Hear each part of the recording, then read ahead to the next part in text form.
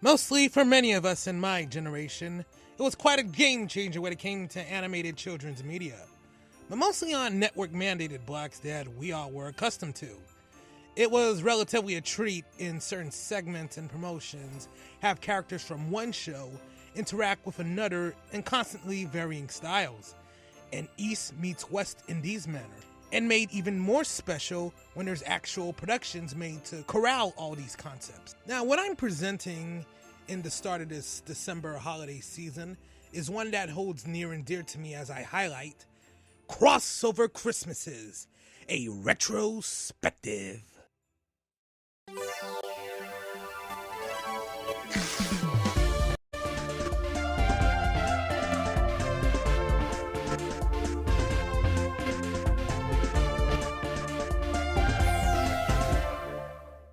Howdy holidays, y'all, and welcome to my special set. A nice cozy cabin with a 90s style big screen and nostalgic tapes all here all throughout December, as there's things more out in the way. And then, as I mentioned in the prologue, let's start. Now, from my experience was with Kids WB at first, and during its 13 years of existence, they were no stranger to crossovers and promotions at first. And then when Pokemon joined the lineup, it made the work so much more interesting, starting with the 1999 Thanksgiving promotion. A far well-made one than the one from 98 with nonsensical flatulences. It's the Kids WB. And moving on, there was the kooky Carol Fest with a relatively mishmash of characters from Warner animated properties, Sony animated and anime characters all corralled mostly in stock stances and ADR voices by their respective shows' VAs as they act out a scene as interstitials in between the commercial breaks of an entire block of shows airing holiday-based episodes. Altogether, they make a short vid. We all don't collectively mind the limited time, as it would be the strain to reanimate most parts, and using doctored parts is more manageable, which works. Most seeing certain icons play around with the newer guys adds the charm overall, with the collective singing of various Christmas-related songs interspersed with clips of that character's show. And not just that, we also had the Holiday Sock Party, with a pretty catchy hook with a new character, the Holiday Sock, with most of every year taking place in a new location. First year was at the Xavier Institute with various characters of any style conversing about.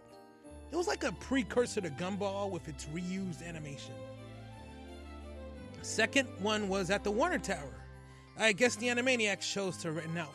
I guess with new characters like Mucha Lucha, Ozzy, and Drix, and modern iterations of Scooby-Doo, and this one particular part where Kaiba apologizes for once. I'm sorry, Sock. Please come down. Wow.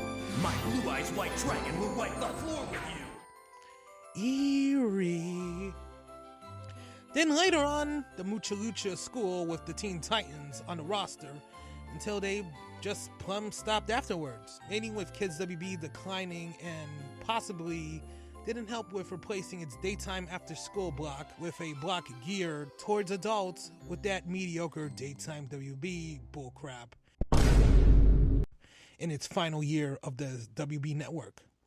Because the executives thought kids moved on to cable while leaving those without cable with nothing substantial to watch. Thanks, morons. Anyway, what Kids WB did for the holidays, as such, will always be more substantial and significant than anything the executives failed to replace it with.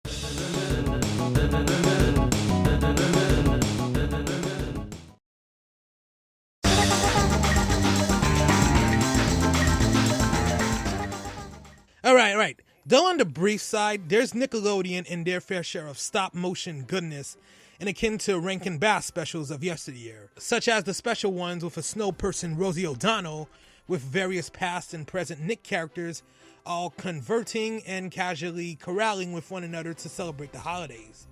Mostly in the vein of Rudolph as characters play the elves, and it gets memorable to boot with more and more promos and present renditions with a Nick flair overall. At times it does seem like quite much. The celebrated efforts make up for it, and more so with more parodies present in alternating moments throughout in its many styles in 2D, 3D, and stop motion. all over make them much more merry than they already are.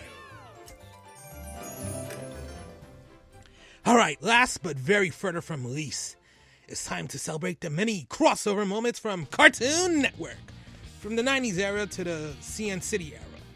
You see, CN era of the past 20 or less years marked the many significant eras of CN's history, with characters commuting in and about, with original characters galore on all counts. I say this is what Gumball is with its present mixed media, but in the holiday season, it's a seasonal feel all over with a baby blue aesthetic of a winter solstice feel.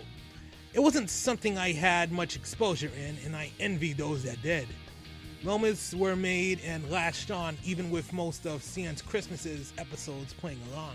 Though as brief snippets and a defining bump in production quality, CN City Christmases are one to remember by, as over time it's becoming a bit minimalist, but not bad. Though I often wish we'd gotten more collaborations of present and 2010s era characters enjoying the same seasonal moments the previous generation had. But alas, with CN being further usurped by Warner's lousy practices, that may very well be a thing of the past. But otherwise, what we got was good enough to tide over what the future has to offer. So that was all I could ever cover of crossover Christmases. Were there any that I missed? Jot them down on the moments below. Anyway, more is underway as we just started. So as you know, comment, like, share, like, whatever, and we'll see y'all next time.